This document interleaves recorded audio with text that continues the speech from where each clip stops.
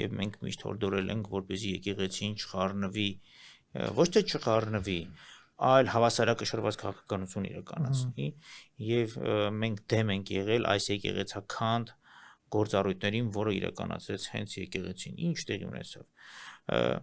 պետության դիմաց, եթե դուրս է գալիս եկեղեցին, դա ամենավատն է։ Եկեղեցին պարտավոր է լինել անկողմնակալ, շատ կարևոր է։ Օրինակ վերցնենք մարտի 1-ի ժամանակ, եկեղեցին որտեղ էր։